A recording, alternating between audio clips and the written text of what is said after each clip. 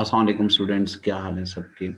अच्छा, ये सारे के सारे जो मेरे स्टूडेंट्स हैं, चाहे वो बीकन के हैं, चाहे वो बेंचमार्क के हैं, चाहे वो एलजीएस या इस्लामाबाद के किसी भी हैं, उन सब के लिए है।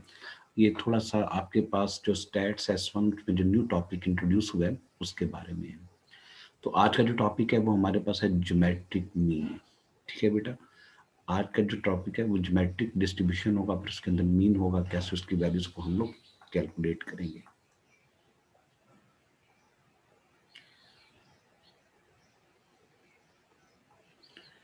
क्या टॉपिक है जी हमारे पास आज का? Geometric distribution.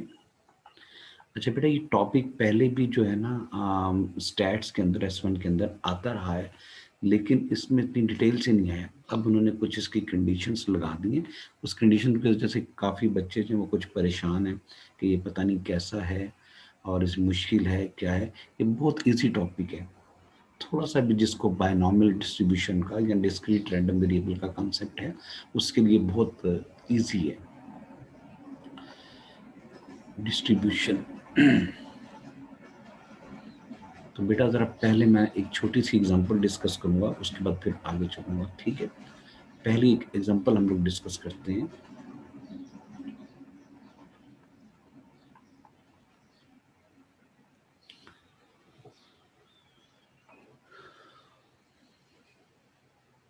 अब इस एग्जांपल को ज़रा आपने देखना कि वो है क्या।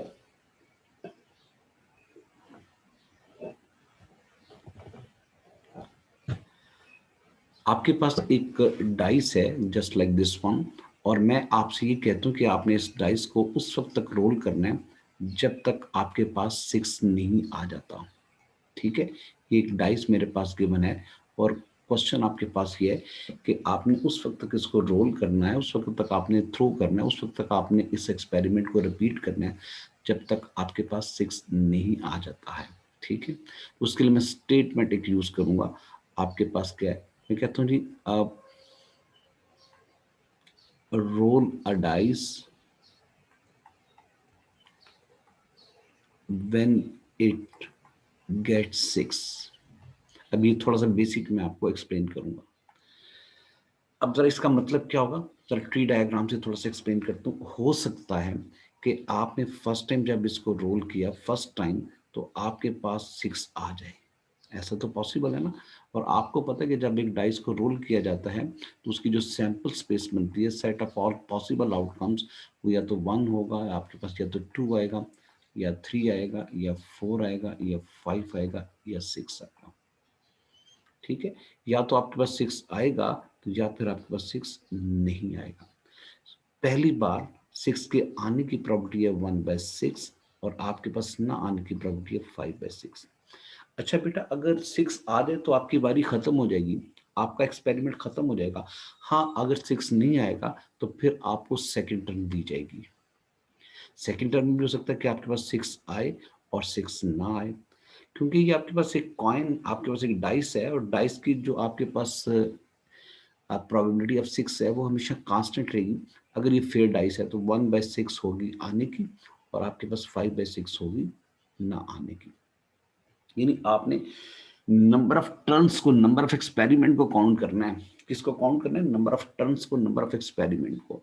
तो हो सकता है कि पहली बार ही आपका 6 आ जाए, ऐसा भी हो सकता है कि पहली बार तो ना आए, दूसरी बार 6 आ जाए। ये आपके पास सेकंड अटेम्प्ट थी, सेकंड ट्रायल था आपके पास। अच्छा, आपके पास चांस ये है कि जब तक आपके पास 6 नहीं आएगा आपने रुकना नहीं है। अगर 6 आ जाएगा तो रुक जाएगा। अगर मैं थर्ड अटेम्प्ट करता हूँ, पहली बार भी नहीं आया, दूसरी बार भी नहीं आया, तो थर्ड अटेम्प्ट मेरे पास ये 6 आने के चांसेस हैं। और अगर 6 आने के चांसेस हैं तो वो क्या होगा, 1/6 होगा, और उसके बाद ना आने के चांसेस 5/6 होगा। ये मेरे पास थर्ड टर्न है, यानी मैंने इस एक्सपेरिमेंट को थर्ड टाइम रिपीट करना है, और फर्स्ट मेरे पास जो सक्सेस आएगी वो आपके पास ये होगी। अब जरा मैं इसको एक स्पेसिफिक सेंटेंस में लिखता हूं कि ये मेरे पास है पहली बार, फर्स्ट अटेम्प्ट में ही, फर्स्ट ट्रायल में ही मेरे पास 6 आ जाए।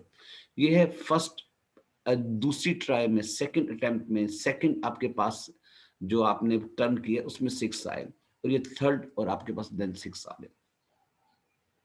अब जब मैं सेंटेंस लिखने लगा हूं, बड़ा इंपॉर्टेंट सेंटेंस है, और वो सेंटेंस ये है,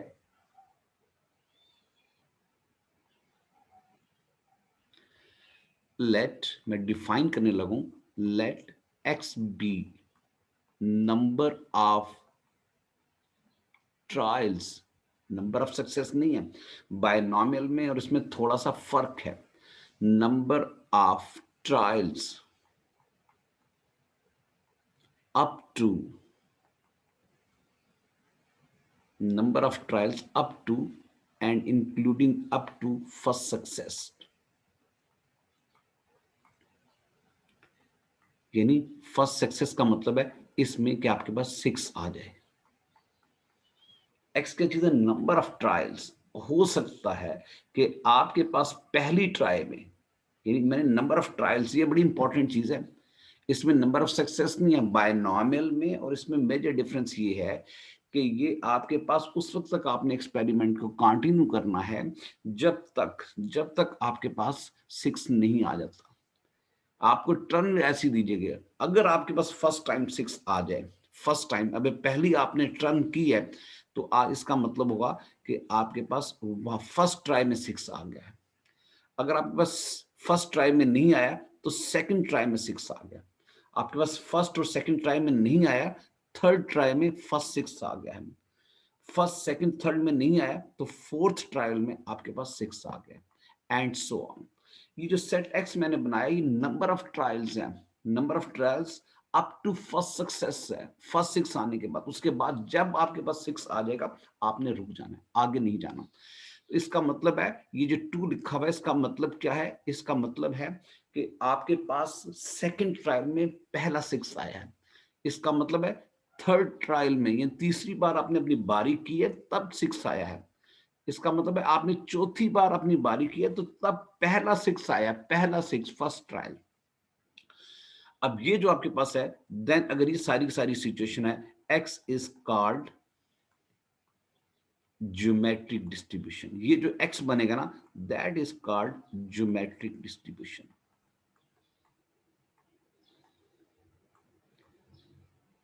ठीक होगी बात बेटा। अब एक्स में बाकी सारी की सारी कंडीशंस वही हैं, लेकिन मेजर फर्क क्या है बायनॉमियल और इसमें। यहां पर देखें, जो बायनॉमियल में उसमें फिक्स्ड नंबर ऑफ ट्रायल्स होते हैं। 10 बार आपने रोल किया है, 20 बार रोल किया है, 50 बार रोल किया है, 1000 बार रोल किया है। लेकिन जो आपके पास ज्योमेट्रिक है ना, इसमें फिक्स आपके पास नंबर ऑफ ट्रायल्स नहीं होते।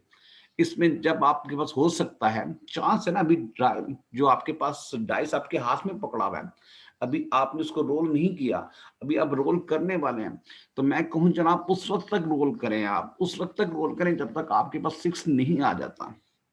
तो उसके लिए आपने क्या करना है, हो सकता है कि फर्स्ट टाइम 6 आ जाए तो आपके पास ये पहला एलिमेंट हो जाएगा, हो सकता है कि सेकंड टाइम आ जाए, हो सकता है थर्ड टाइम। तो बायनॉमियल में और ज्योमेट्रिक में सबसे मेजर डिफरेंस ये है कि बायनॉमियल में आपके पास फिनिट नंबर ऑफ ट्रायल्स होते हैं। 10 ट्रायल्स, आपकी बारी 10 ट्रायल्स है, जिससे ज्यादा नहीं है। आपकी बारी क्या 20 ट्रायल्स, उससे ज्यादा नहीं है। 20 में से 4 हेड्स आ जाए, 20 में से 4 आपके पास 6 आ जाए, एक्सेट्रा।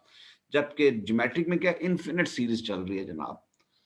तो ये आपके पास बाकी वही है कि हर बार जब एक्सपेरिमेंट परफॉर्म करेंगे, 2 ही आउटकम्स आने चाहिए, सक्सेस और फेलियर। जबरदस्त आपके पास नंबर ऑफ ट्रायल्स बायनॉमियल में फिनिट होता है, जबकि आपके पास नंबर ऑफ ट्रायल्स ज्योमेट्रिक में इनफिनिट होता है। ये सबसे मेजर 2 डिफरेंस हैं, इसके अलावा कोई डिफरेंस नहीं है आपके पास। वहां पर नंबर ऑफ ट्रायल्स फिक्स होता है, तो आपके पास नंबर ऑफ सक्सेसेस को हम लोग जो बायनॉमियल कंसीडर करते हैं, नंबर ऑफ सक्सेसेस को। तो यहां पर क्या है, पहला 6 आने में जितने आपके पास ट्रायल यूज होंगे, जितनी बारियां आप करेंगे, जितने टर्न्स आप करेंगे, उसको हम लोग एलिमेंट्स ऑफ ज्योमेट्रिक डिस्ट्रीब्यूशन कहते हैं। अगर 4 की 4 कंडीशन सेटिस्फाई हो जाती हैं, 4 की 4 कंडीशन कौन कौन सी है जी, एक्स आपके पास एन जो है नंबर ऑफ ट्रायल्स है वो इन्फिनिट होना चाहिए, पहली बात। दूसरी बात है, हर जो ट्रायल है उसमें 2 ही आउटकम्स होने चाहिए, वही बायनॉमियल वाली कंडीशन। एक फेलियर होगा, एक सक्सेस होगा। जो नॉर्मल है, सॉरी, जो बायनॉमियल है वो 0 से स्टार्ट होती है, उसका पहला एलिमेंट 0 होता है, जबकि इसका ज्योमेट्रिक का पहला एलिमेंट आपके पास 1 होता है। अगर ये कंडीशन सेटिस्फाई होती है तो फिर हम मैथमेटिकली कहते हैं कि एक्स बिलोंग करता है ज्योमेट्रिक डिस्ट्रीब्यूशन के साथ, और इसमें सिर्फ एक पैरामीटर होता है। ये पी क्या चीज है? Probability of success. Probability of success.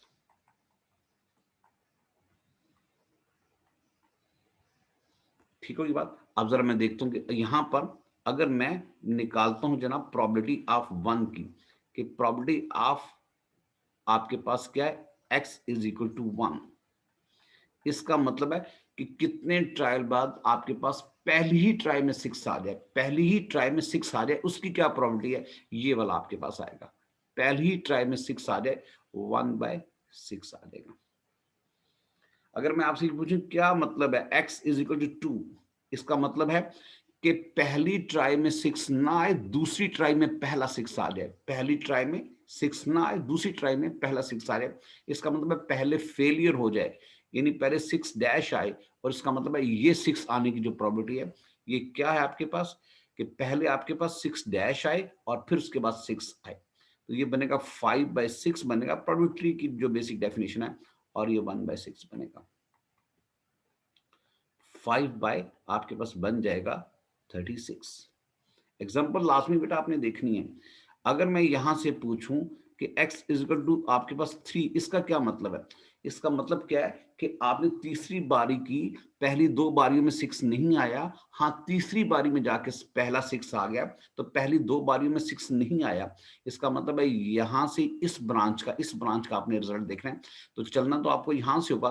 पहला सिक्स नहीं आया, दूसरा सिक्स नहीं आया, और उसके बाद सिक्स आ गया। पहला सिक्स ना आने की प्रोबेबिलिटी 5/6, दूसरा सिक्स ना आने की प्रोबेबिलिटी है 5/6, और उसके बाद सिक्स आने की प्रोबेबिलिटी है 1/6। तो यहां से अगर मेरे से कोई मिस्टेक नहीं हुई, तो ये बनेगा 5/6 का स्क्वायर और इंटू 1/6। इसमें एक रिलेशन आपके पास डेवलप करना है। अगर मैं आपसे पूछूं कि आपके पास ये सारी सारी इंफॉर्मेशन है, जरा थोड़ा सा ऑर्गेनाइज कर लेता हूं मैं इसका। अब क्या करता हूं, थोड़ा सा ऑर्गेनाइज कर लेता हूं। कैसे ऑर्गेनाइज कर लेता हूं कि आपके पास,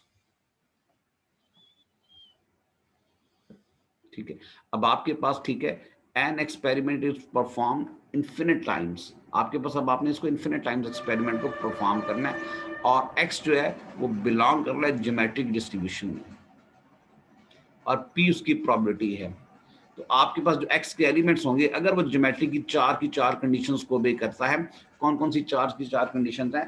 पहला ये है कि आपके पास जो इसमें एन होगा, वो नंबर ऑफ ट्रायल्स होंगी जब आपके पास पहली सक्सेस आएगी। नंबर ऑफ ट्रायल्स, कितनी बारियां करेंगे तो आपके पास पहली सक्सेस आएगी। दूसरा आपके पास ये होगा कि जो प्रोबेबिलिटी ऑफ सक्सेस है किसी एक ट्रायल के अंदर, वो फिक्स होगी। तीसरा आपके पास ये होगा कि जो आपके पास दो ही आउटकम्स होंगे, ये तीन कंडीशंस हैं, तो फिर आपके पास ये फॉर्मूला जनरेट होगा। ये हमेशा वन से स्टार्ट होगा, वन है, टू है, थ्री है, फोर है, एंड सो ऑन। अब तो यहां पे देखना है वन का मतलब क्या है, प्रोबेबिलिटी ऑफ वन। अब यहां पे मैं सिर्फ लिख रहा हूं प्रोबेबिलिटी ऑफ जो आपके पास सक्सेस है, उसको मैंने नाम देना है जस्ट लाइक वही जो बायनॉमियल का डिस्ट्रीब्यूशन का है, पी है, और जो प्रोबेबिलिटी ऑफ फेलियर है वो आपके पास क्यू है, और इन दोनों का जो सम है वो हमेशा वन के इक्वल होता है। एक छोटा सा जनरल फॉर्मूला जनरेट करते हैं ताकि ये बात आपको समझ आ जाए हमेशा के लिए। अब अगर मुझे x की प्रोबेबिलिटी फाइंड करनी है, x इज इक्वल टू 1, तो इसका मतलब होगा कि पहली बार में ही सक्सेस आ गई है, और पहली बार में सक्सेस आने की प्रोबेबिलिटी p होगी आपके पास, ये जो ऊपर वाला। उसके बाद कह रही probability of x is equal to 2, इसका मतलब है पहली बार आपके पास फेलियर ही हो गया और दूसरी बार सक्सेस आया। और अब अगर प्रोबेबिलिटी ट्री में देखें तो फेलियर की प्रोबेबिलिटी आपके पास इस क्वेश्चन में q है, और सक्सेस की प्रोबेबिलिटी आपके पास p है। Probability of x is equal to 3 है, इसका मतलब क्या है, पहली बार आप नाकाम हो गए, दूसरी बार नाकाम हो गए, और तीसरी टर्म में पहला सिक्स आपके पास यहाँ सक्सेस आया है। तो पहली बार नाकाम q, दूसरी बार नाकाम q, और तीसरी बार p, तो ये आपके पास q स्क्वायर और p आ जाएगा। यहां से जरा मुझे एक फॉर्मूला बता दीजिएगा जल्दी से, क्या क्या रिलेशन है। जो एलिमेंट होता है, ये 2 है तो q की पावर 1 है, ये 3 है तो q की पावर 2 है, p हर एक में आ रहा है। तो अगर ये मैं p raise to fourth element, इसका मतलब क्या होगा कि पहली 3 आपके पास फेलियर है, पहली बार फेल हो गए, दूसरी बार फेल हो गए, तीसरी बार फेल हो गए, चौथी बार आपको सक्सेस हुई है। तो आपके पास क्या q आएगा, फिर q आएगा, फिर q आएगा और फिर p आएगा। तो ये q raise to power 3 times p आएगा। तो बेटा यहाँ पर देखें, जिस एलिमेंट की प्रोबेबिलिटी निकालनी है q की पावर उससे कम है, आपने 4 यानी फोर्थ टर्म पे अगर आपको सक्सेस मिलनी है तो उसकी प्रोबेबिलिटी q की पावर उससे कम है। अगर आप इस तरह से फाइंड करना चाहते हो तो जनरल फार्मूला हम लोग बना लेते हैं, बड़ा इंपॉर्टेंट फार्मूला होता है। अगर आपके पास probability of x is equal to r, r का मतलब है इस ज्योमेट्रिक डिस्ट्रीब्यूशन के किसी एक एलिमेंट की प्रोबेबिलिटी निकालनी है, बड़ा आसान है। q की पावर होगी r माइनस 1, जितना ही एलिमेंट होगा उससे एक कम, और साथ p आपने मल्टीप्लाई कर देना है। ये फॉर्मूला बेटा आपने हमेशा याद रख लेना है कि आपने ज्योमेट्रिक डिस्ट्रीब्यूशन के किसी एलिमेंट की प्रोबेबिलिटी निकालनी है तो उसका आंसर आपके पास ये होगा। अगर मैं आपसे कहूं कि इसका आपने टेबल बनाना है, क्या बनाना है, टेबल, क्योंकि ये डिस्क्रीट रैंडम वेरिएबल है, जैसे बायनॉमियल डिस्क्रीट रैंडम वेरिएबल है, नंबर ऑफ टर्म्स है, नंबर ऑफ टर्म्स कभी डेसिमल में नहीं होते और कभी जीरो नहीं होते, ठीक है। अब यहां पर आपने याद रखना है कि नंबर ऑफ टर्म्स कभी डेसिमल में नहीं होते, कभी जीरो आपके पास डेसिमल में नहीं होते, कभी नेगेटिव आपके पास नहीं होंगी नंबर ऑफ टर्म्स। तो यहां पर अब आपके पास सर मैं डिस्क्रीट रैंडम वेरिएबल का टेबल बनाऊं इसमें, क्योंकि ये डिस्क्रीट रैंडम वेरिएबल है, तो आपके पास यहां पर आएगा प्रोबेबिलिटी, यहां पर आएंगे एलिमेंट्स, ठीक है, ये एलिमेंट आ जाएंगे, नीचे आ जाएगी उनकी प्रोबेबिलिटीज। तो यहां पर आपके पास एलिमेंट होगा पहला, ये होगा दूसरा, ये होगा तीसरा, ये होगा चौथा, और ये इन्फिनिट होंगे बेटा, ये रुकेंगे नहीं। हो सकता है कि चौथी बार आपके पास पहली 3 बार आपने फेल हो गए और चौथी बार अटेम्प्ट आकर, पांचवी बार, छठी बार, सातवीं बार पहली ही कोशिश में पास हो जाएंगे, उसकी प्रोबेबिलिटी है पी। पहली में फेल हो और फिर पास हो, प्रोबेबिलिटी आपके पास क्यू पी। 2 बार फेल हो जाए और फिर पास हो, 3 बार फेल हो जाए और फिर पास हो, एंड सो ऑन। अब जरा यहां से मुझे फाइंड करना है कि आपके पास जो P है वो भी लेस देन 1 है और जो Q है वो भी लेस देन 1 है। ये आपके पास इन्फिनिट ज्योमेट्रिक सीरीज बनेगी। अगर मैं ये फाइंड करना चाहूं कि sum of all probabilities, sum of all probabilities, आपके पास sum of all probabilities of geometric progression infinite series है, तो ये क्या बनेगा, बड़ा आसान सा तरीका है जी। मैं इनको ऐड करूंगा, P करूंगा प्लस पी क्यू करूंगा प्लस पी क्यू स्क्वायर करूंगा और प्लस 1। जरा ध्यान में दें, ये तो आपके पास ज्योमेट्रिक सीरीज है। कौन सी सीरीज है, ज्योमेट्रिक सीरीज है। और इसकी कॉमन रेशियो कितनी है, कॉमन रेशियो आपके पास है, कॉमन रेशियो सिर्फ और सिर्फ Q आपके पास, हर नेक्स्ट टर्म को प्रीवियस टर्म से अपने डिवाइड करना है। और आपको पुरानी बातें याद होंगी, एस इन्फिनिटी का क्या फॉर्मूला था जी, याद है, एस इन्फिनिटी का फॉर्मूला था a/1 माइनस आर। इसमें a क्या चीज है, a आपके पास है जनाब p, और r क्या चीज है, किसी भी नेक्स्ट टर्म को आपने प्रीवियस टर्म से डिवाइड कर देना, दैट इज q। तो बेटा जरा जल्दी से सॉल्व कीजिएगा और बताइएगा कि sum of all probabilities of geometric progression क्या होगा, sum of all probabilities of geometric progression क्या होगा। तो यहां पर आपके पास a आएगा, a तो आएगा ही आएगा, ओवर 1 माइनस r आएगा। a क्या चीज है बेटा, a आपके पास है p और नीचे 1, और r क्या चीज है q। और अभी मैंने बताया कि आपके पास ये p है और 1 माइनस क्यू भी p के इक्वल होता है, तो आपके पास इसका आंसर 1 आ जाएगा। जबरदस्त जनाब, ये रिजल्ट आपने याद रखना कि sum of all probabilities of geometric progression is always equal to 1। इसको भूलना नहीं, कभी नहीं भूलना इसको, sum of all probabilities is equal to 1। बेटा एक बात याद रखना, ये डेरिवेशन आपके सिलेबस में नहीं है, ये डेरिवेशन आपके सिलेबस में नहीं है, मैं सिर्फ इसको समझाने के लिए कर रहा हूं कि ये रिजल्ट आपको याद रहे। पहला रिजल्ट ये याद रहेगा जी, ज्योमेट्रिक में आपके पास क्या फर्क होगा, जब भी क्वेश्चन में up to first success, up to till first success, तो फिर आपने ज्योमेट्रिक यूज करना है। इन्फिनिट ट्रायल्स होंगे और उसमें ये सारी इंफॉर्मेशन आपने काउंट करनी होगी। ये पहला रिजल्ट है जो आपने याद रखना है। दूसरा रिजल्ट जरा देखिएगा बेटा, बड़ा इंपॉर्टेंट है। कि अगर मैं सपोज करूं कि मेरे पास है, जरा ध्यान से फिर उसको मैं एक्सप्लेन करूंगा, probability of x is less than are equal to 4 है। ठीक है, क्या है, less than are equal to 4 है।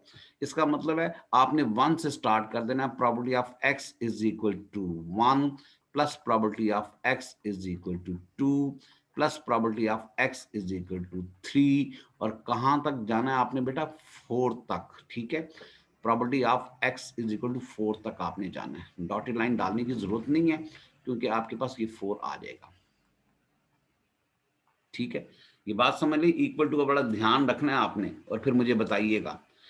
अगर मैं ये क्यों हूं इसी केस को कि अगर आपके पास, ये तो आपके पास बेसिक डेफिनेशन थी, अगर मैं ये कहूं कि x is less than are equal to r है, तो शुरू कहां से करना होगा, आपने 1 से ही स्टार्ट करना होगा। Probability of x is equal to 1 plus probability of x is equal to 2 plus probability of x is equal to 3 and so on. और कहां तक जाएगा, ये probability of x is equal to r तक जाएगा। जरा बातें याद करने जी।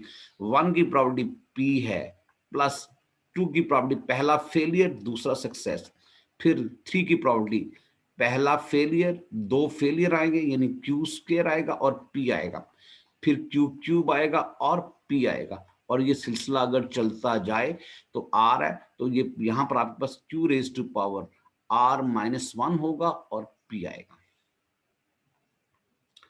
बेटा ये तो फिर ज्योमेट्रिक है, और अगर आपको पता है कि ज्योमेट्रिक का सम फाइंड करना है तो आपने एएस के अंदर 2 फॉर्मूले पड़े हुए थे। वो फार्मूला मैं जरा लिख देता हूँ यहाँ पे। ठीक है, कलर मैं चेंज करता हूँ। वो फार्मूला जो आपने पढ़ा था वो क्या था जी, आपके पास एस एन का ज्योमेट्रिक के फाइनाइट नंबर ऑफ टर्म्स का सम फाइंड करना, तो ए तो आएगा ही आएगा, 1 minus r raise to power n आएगा ही आएगा, ओवर 1 माइनस आर आ जाएगा। ठीक होगी बात। अब जरा यहाँ देखें, ये 1 है तो 1 टर्म्स है, 2 है तो 2 टर्म्स हैं, 3 है तो 3 टर्म्स है। ये आर नंबर ऑफ टर्म्स आपके पास है। कितनी नंबर ऑफ टर्म्स है, ये आर नंबर ऑफ टर्म्स आपके पास है। इनका जरा सम आपने फाइंड करना है। तो इसमें देखें ए क्या चीज है, ए फर्स्ट टर्म है बेटा, 1 तो आएगा ही आएगा। माइनस जरा सोच के बताइएगा जी कि आपके पास कॉमन रेशियो क्या है। किसी भी नेक्स्ट टर्म को प्रीवियस टर्म से डिवाइड करूं तो मेरे पास क्यू आएगा, पहले भी बताया। और क्यू की पावर कितनी आएगी, नंबर ऑफ टर्म्स कितनी है, टोटल नंबर ऑफ टर्म्स आपके पास कितनी है, वो आपके पास है आर है तो आर टर्म्स है, 1 है तो पहली टर्म्स है, 2 है तो 2 टर्म्स है, ये आर आ जाएगा। डिवाइडेड बाय क्या आएगा बेटा, ये 1 माइनस आर आ जाएगा। Am I right, sorry 1 minus r का मतलब है 1 माइनस क्यू आ जाएगा। तो जो शुरू में आपके पास पी है, 1 माइनस क्यू हमेशा पी के इक्वल होता है, 1 माइनस क्यू हमेशा पी के इक्वल होता है।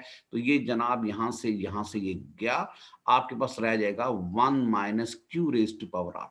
तो दूसरा फॉर्मूला जो बड़ा इंपॉर्टेंट याद रखना है, दूसरा फॉर्मूला ये वाला, probability of x is less than r equal to r होगा, तो ये हमेशा 1 minus q raise to power r के इक्वल होगा। तो ध्यान रखना है, ये less than are equal to है, क्या है, less than are equal to, ये दूसरा रिजल्ट आपके पास है। लेकिन अगेन अगर आप सिलेबस देखेंगे तो ये डेरिवेशन ऑफ द रिजल्ट्स आपके सिलेबस में नहीं है, ये मेमोराइजेशन ऑफ द रिजल्ट्स आपके सिलेबस में है, डेरिवेशन आपके सिलेबस में नहीं है। डेरिवेशन सिर्फ आपकी नॉलेज के लिए मैं दे रहा हूं। यहां पर आपके पास जब भी less than equal to r आएगा तो 1 में से आपने आर को माइनस कर देना। अब जरा सोच के बताइएगा कि आपके पास थर्ड रिजल्ट्स मैं प्रूफ कर रहा हूं।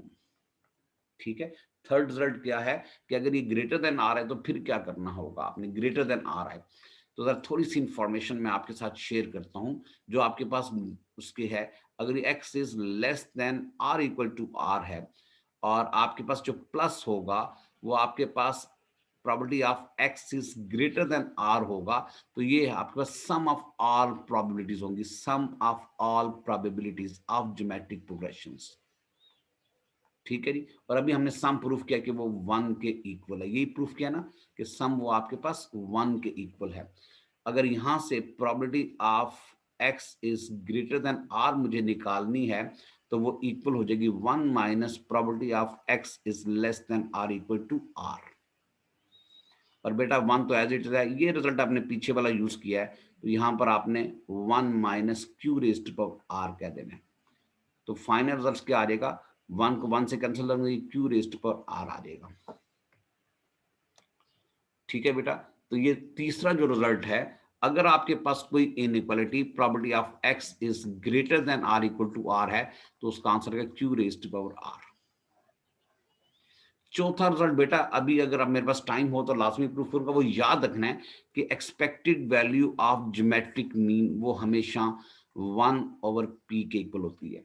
ये चार रिजल्ट्स आपने याद रख लेने हैं, ये चार रिजल्ट्स आपने याद कर लेने हैं ज्योमेट्रिक प्रोग्रेशन के, सॉरी ज्योमेट्रिक डिस्ट्रीब्यूशन के। ज्योमेट्रिक डिस्ट्रीब्यूशन कब आप लोग फॉलो करेंगे, उस वक्त आप यूज करेंगे जब जब आपके पास वो कहेगा जी first success after number of trials, और ये इन्फिनिट होगी और ये हमेशा 1 से स्टार्ट होगी। P आपके पास प्रोबेबिलिटी ऑफ सक्सेस होगी, Q आपके पास प्रोबेबिलिटी ऑफ फेलियर होगी, और N आपके पास इन्फिनिटी होगा। ठीक है, इस केस में N इन्फिनिटी होगा। तो ये चार रिजल्ट्स आपने याद रख लेने हैं, ये चार रिजल्ट्स। ठीक है, ये अब मैं दोबारा से लिख रहा हूं और फिर उसके बाद पास पेपर्स की तरफ जाते हैं। बस ये थ्योरी थी। E ऑफ एक्स आपके पास 1/p के इक्वल है। अगर आप कहेंगे तो ये भी मैं प्रूफ करके दे दूंगा, ये आपके इनमें से कोई भी रिजल्ट आपके सिलेबस में नहीं है। ये चार रिजल्ट दोबारा से याद कर लेने हैं। x इज इक्वल टू, अगर आपके पास इक्वल टू का नहीं है बल्कि x आपके पास है, बिलोंग करता है ज्योमेट्रिक डिस्ट्रीब्यूशन के साथ, और p उसमें सक्सेस की प्रोबेबिलिटी है। तो पहला रिजल्ट है कि अगर आप x के किसी एलिमेंट की, किसी एक एलिमेंट की प्रोबेबिलिटी फाइंड करना चाहते हैं, तो q की पावर होगी आपके पास r-1 इंटू p। और अगर आप मीन फाइंड करना चाहते हैं, ई ऑफ एक्स का जो मीन फाइंड करना चाहते हैं, तो उसका आपके पास आंसर होगा 1/p। ये याद रखना है, अगर कहेंगे तो मैं इसको प्रूफ भी कर दूंगा दूसरी वीडियो के अंदर। अब आपके पास तीसरा रिजल्ट है कि probability of x is less than are equal to, अगर आपके पास आर है less than are equal to, तो ये 1 minus q raised to power r होगा। अगर probability of x is greater than है आर, तो ये आपके पास simple q raised to power r होगा। याद ये रखना बेटा कि लेस देन, ये साइन बड़े इंपॉर्टेंट है। लेस देन के लिए इक्वल टू का साइन आना चाहिए और ग्रेटर देन के लिए इक्वल टू का साइन नहीं आना चाहिए। ये चार रिजल्ट्स आपने हमेशा याद रखने हैं। अब जरा एक दो पास पेपर्स का क्वेश्चन मैं सॉल्व करता हूं और फिर मुझे बताइए कि आपको क्या समझ आई। जी, ये जरा क्वेश्चन देखें आपके पास, ये किसका है जनाब। वेरिएंट आपके पास है 2। जी, अब जरा ये क्वेश्चन जरा समझना है आपने, बड़ा इंपॉर्टेंट क्वेश्चन है, ध्यान से जरा सुनिएगा। ठीक है, एक एक बात आपने इसकी समझनी है, कोई प्रॉब्लम हुई तो मुझे बताना है आपने, एक एक बात समझनी है अब आपने। A pair of the fair coin is thrown repeatedly until a pair of the tail is obtained। हाँ जी, क्या है कहानी। आपके पास उस वक्त तक आपने ये दोनों कॉइन, दोनों जो आपके पास है कॉइन्स को थ्रो करना है जब तक आपके पास दोनों में टेल्स नहीं आ जाता, जब तक आपके पास दोनों में टेल्स नहीं आ जाता, उस वक्त तक। इसका मतलब है कि आपके पास अनटिल, अनटिल आ जाए, अनटिल या अप टू आ जाए, तो इसका मतलब एक ज्योमेट्री की कहानी होगी। तो बेटा जरा यहां से देखें कि अगर आपके पास पहली बार थ्रो करते हैं, तो फर्स्ट टाइम थ्रो करें, तो आपके पास दो कॉइन हैं, तो दोनों के दोनों में टेल आने की क्या प्रॉबिलिटी है। जरा पहली बार दोनों कॉइन्स को आप पेयर, पेयर का मतलब है दो आपके पास, तो क्या पहले सैंपल स्पेस क्या बनेगी। हो सकता है कि पहले में हेड आ जाएगा और दूसरे में टेल आ जाए। ऐसा भी हो सकता है कि पहले में हेड आ जाए और दूसरे में भी हेड आ जाए। ऐसा हो सकता है कि पहले में टेल आ जाए, दूसरे में हेड आ जाए, और ऐसा भी हो सकता है कि दोनों में टेल्स आ जाए।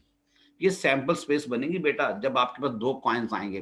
तो क्या प्रोबेबिलिटी है आपके पास टू टेल्स की, पहली बार भी टेल आए, दूसरी बार भी टेल आए, दोनों टेल्स की क्या प्रोबेबिलिटी है। इनमें से एक ही आउटकम ऐसा है, और टोटल आपके पास 4 आउटकम्स हैं, तो 1/4 आपके पास दोनों में टेल्स के आने की प्रोबेबिलिटी है। Find the expected value of x. ये पहले आपने जज कर लिया कि आपके पास है क्या। ठीक है, आपके पास क्या है, a pair of coin is thrown repeatedly until a pair of the tails is obtained। the random variable x denotes the number of the throws, number of the throws है जी, number of success नहीं बात कर रहा, number of throws है required to obtain a pair of tails। तो ये आपके पास पहला आ जाएगा कि find the expected value of, expected values निकालनी है। तो आपके पास एक्स के क्या एलिमेंट्स है? हो सकता है कि पहली ही ट्रायल में आपके पास दोनों टेल्स आ जाए। हो सकता है कि जनाब दोनों कॉइन को पहली ट्रायल में टेल नहीं है तो दूसरी ट्रायल में कर लेंगे। दूसरी ट्रायल में आपके पास क्या होगा? ये होगा। तीसरी ट्रायल में ये होगा और अप टू ये सिलसिला चलता जाएगा।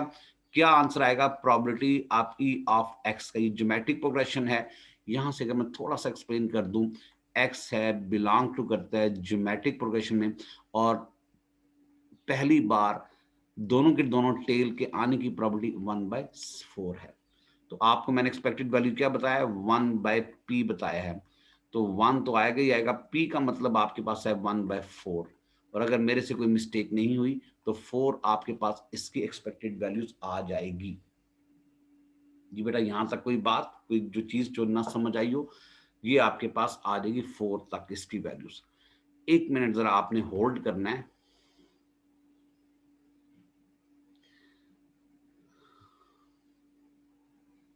जी सही हो जाएगा। अब जरा नेक्स्ट जरा सॉल्व करना है जी। नेक्स्ट क्वेश्चन जरा देखते हैं। नेक्स्ट पार्ट इस क्वेश्चन का क्या है? इंपॉर्टेंट पार्ट है। Find the probability that exactly 3 throws are required to obtain a pair. Exactly 3 throws, यानी एक्स आपके पास क्या है जनाब? एक्स आपके पास है 1 है, 2 है, 3 है, सो ऑन। एक्स बिलोंग कर रहा है ज्योमेट्रिक डिस्ट्रीब्यूशन को, और जिसमें 1/4 एक बार दोनों के दोनों टेल्स आने की प्रोबेबिलिटी है। तो पेयर ऑफ टेल्स आने की एग्जैक्टली 3, वो ये पूछ रहा है एक्स इज इक्वल टू 3। अभी बेटा मैंने आपको क्या बताया है? अभी बताया है कि फॉर्मूला क्या है? Probability of x is equal to r का जो फॉर्मूला अभी बताया है, q raise to power r -1 times p। जरा सोच के बताइएगा, ये आपके पास q रेज टू पावर 3 में से 1 लेस कर दे, 2 फेलियर और फिर सक्सेस आया होगा। ये 1/4 आपके पास p है, p कितना आपके पास है? 1/4, और q कितना हो जाएगा? 3/4। अगर मैंने मिस्टेक नहीं की तो 3/4 का स्क्वायर यहाँ पे आएगा, 1/4 यहाँ पे आएगा, तो 9/16 हो जाएगा 1/4, और ये बन जाएगा 9/64। ये भी क्वेश्चन हो गया, आसान सा था। Find the probability that fewer than 6 throws are required to obtain the pair of tails. जबरदस्त जनाब, कहता है छठी बार आपको आएगा, उसकी प्रोबेबिलिटी निकालनी है छठी बार की। 6 बार की आपने प्रोबेबिलिटी निकालनी है। तो यहां पर आपके पास क्या जी? एक्स बिलोंग कर रहा है ज्योमेट्रिक डिस्ट्रीब्यूशन के साथ, और एक बार दोनों फर्स्ट टाइम अगर दोनों की दोनों टेल्स आ जाए उसकी प्रॉपर्टी 1/4 है। इसका मतलब है p आपके पास 1/4 है और q आपके पास 3/4 है। तो आपके पास x के एलिमेंट्स क्या होंगे? हो सकता है कि पहली ट्राई में आपके पास 2 टेल्स आ जाए, हो सकता है कि दूसरी ट्राई में, हो सकता है तीसरी में, चौथी में, पांचवी में, छठी में, और सो ऑन। आपको क्या निकालना है? Fewer than 6। आहा हा, probability of x is fewer than 6, ये वाली कहानी। अब बेटा मैं दोनों के दोनों रिजल्ट लिखने लगा हूं जो मैंने आपको समझाए हैं, और बड़े ध्यान से सुनने हैं दोनों रिजल्ट। मैंने कहा था कि ये तो वही मार्कर का कलर आ गया, मैं ब्लू के लिखता हूँ। ये रिजल्ट अभी जो मैंने समझाए हैं, probability of x is less than are equal to, अगर r होगी तो ये 1 - q रेस्ट पर r होगी। अगर probability of x is greater then होगी r, तो ये सिंपल q रेस्ट पर r हो जाएगी। ठीक होगी बात? ये बातें याद रखनी है, भूलनी नहीं है। लेकिन यहाँ पर मैंने कहा less than are equal to का साइन होना चाहिए, यहाँ पर तो लेस देन इक्वल टू का साइन नहीं है।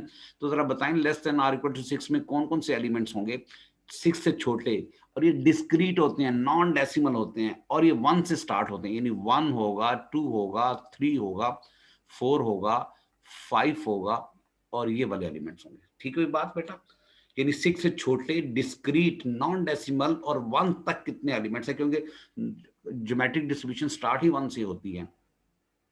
तो यहां पर आपके पास आ जाएगा, ये जो है जरा ध्यान से मेरी बात सुननी है, इसमें आप ये रूल अप्लाई नहीं कर सकते। तो इसका अगर मैं यूं लिख दूं, ये 5 तक है, अगर मैं यूं लिख दूं तो आपको एतराज नहीं होना चाहिए, क्योंकि अगर मैं less than are equal to का साइन लिखूंगा तब भी तो 5 तक आएगा ना, और 6 लिखूंगा तब भी 5 तक आएगा, क्योंकि ज्योमेट्रिक डिस्ट्रीब्यूशन में नॉन डेसिमल होते हैं, नॉन नेगेटिव होते हैं, और 1 से स्टार्ट होती है ज्योमेट्रिक डिस्ट्रीब्यूशन।